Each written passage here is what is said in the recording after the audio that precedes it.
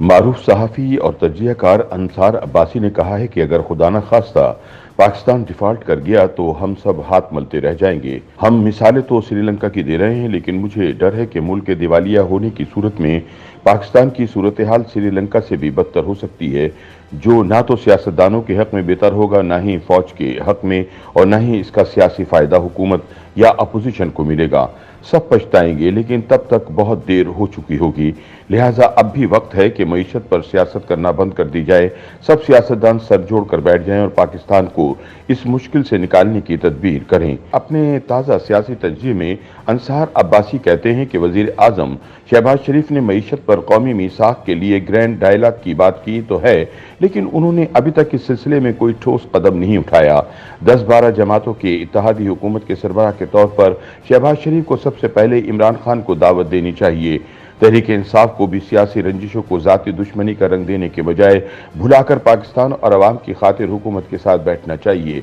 इस वक्त मईशत को सुधारने, इसे सियासत से पाक करने और एक ऐसे मुआशी मुस्तकबिल के तयन के लिए ज़रूरी है कि सब स्टेक होल्डर मिलकर बैठें, जिसका मकसद ना सिर्फ फौरी मुआशी मुश्किलात से पाकिस्तान को निकालना हो ताकि हम डिफ़ॉल्ट से बच जाएं, बल्कि आइंदा ऐसी मुआशी पॉलिसियाँ अपनाएं कि हमारी रोज़ रोज़ की मुआशी मुश्किलात से जान छूट जाए और पाकिस्तान को एक मजबूत मुआशी मुस्तकबिल मैसर हो।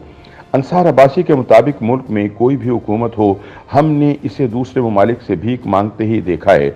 जो हुक्मरानी करने आता है हमेशा अपने से पहले वालों को तमाम खराबियों का जिम्मेदार ठहराता है और ये कहता है कि मुल्क दिवालिया हो सकता है।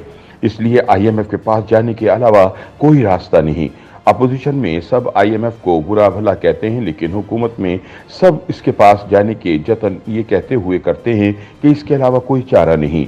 अब तक हम कोई 20 मरतबा IMF के पास जा चुके हैं, लेकिन माशी मुश्किलात बढ़ती ही जा रही हैं। सब जानते हैं कि गलतियां हमारी अपनी हैं। टैक्स यहाँ बहुत कम लोग देते हैं। करप्शन और नाअहल तर्ज हुक्मरानी का यहाँ राज है। बिजली गैस यहाँ सालाना खरबों की चोरी होती है। हुकूमती इदारे सालाना अरबों कमाने के बजाय खरबों अवाम का ही खा जाते हैं। अंसार अब्बासी अफसोस का इजहार करते हुए कहते हैं कि हमारा हुक्मरान तबका और अशराफिया कौमी खजाने को अपनी अय्याशियों के लिए ही इस्तेमाल करते हैं।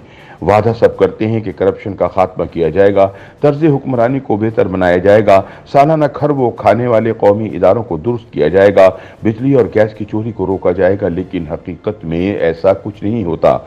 जिसकी हुकूमत आती है वो पहले से मौजूद बीमारी को मजीद बढ़ाकर चला जाता है और फिर मुआशी मामलात हों या दूसरे अहम कौमी नौइयत के मामलात, सब पर सियासत की जाती है। आज भी देख लें, कल की अपोजिशन और आज की इत्तेहादी हुकूमत इक़्तिदार में आने के बाद पेट्रोल की कीमत को बढ़ाने के मुतालिक क्या कह रही है, और कल की हुकूमत यानी इमरान की तहरीक इंसाफ आज अपोजिशन में आने के बाद क्या कह रही है। मुश्किलात और ज़मीनी हक़ाइक़ का दोनों अतराफ को पता है, लेकिन सियासत के लिए अपना बयानिया बदल देते हैं, चाहे मुल्क के साथ कितना भी बुरा हो जाए।